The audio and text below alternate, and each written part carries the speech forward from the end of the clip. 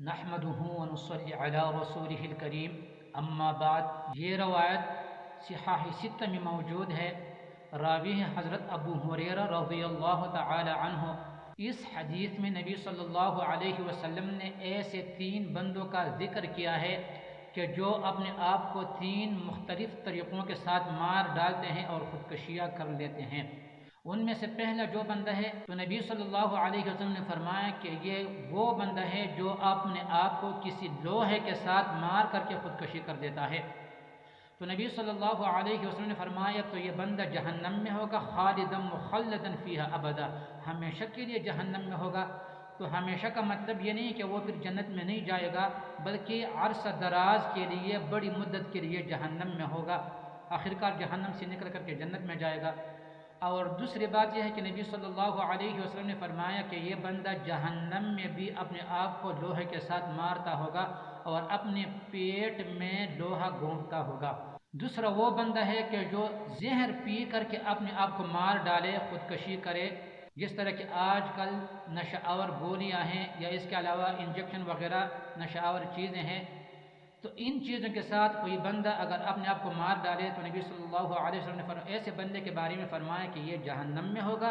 دوسرا یہ ہے کہ یہ ان چیزوں کے ساتھ اپنے آپ کو عذاب دیتا ہوگا۔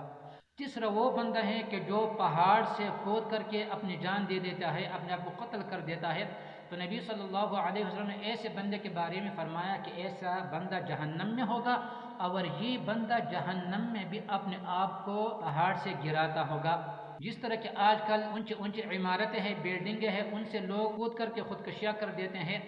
تو قیامت میں یہ لوگ جہنم میں اسی طرح بلڈنگوں سے، عمارتوں سے اور پہاڑوں سے چلانگے لگا کر کے رب نے کو قتل کرتے ہوں گے۔ تو حدیث ہے مسلم شریف میں،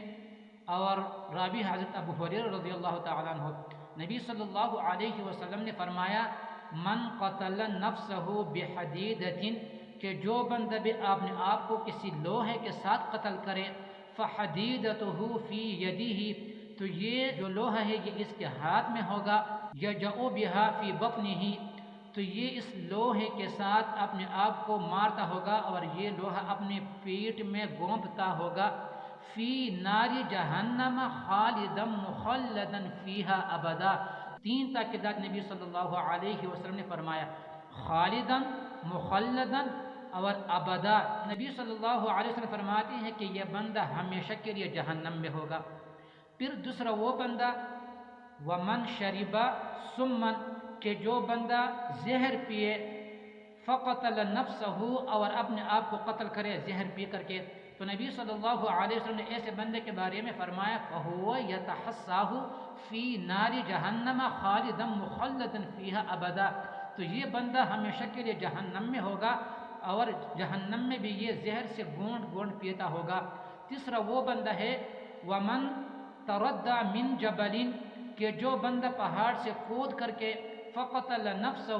اور اپنے نفس کو قتل کرے، نبی صلی اللہ علیہ وسلم نے ایسے بندے کے بارے میں فرمایا ہے فہو یتردى من جبل، تو یہ بندہ قیامت والے دن پہاڑ سے کودتا ہوگا، فی نار جہنم خالدا مخلدا فیہا ابدا، اور جہنم کی آگ میں ہوگا ہمیشہ کے لیے۔ تو علماء حضرت فرماتے کہ یہاں پر جو خالدا مخلدا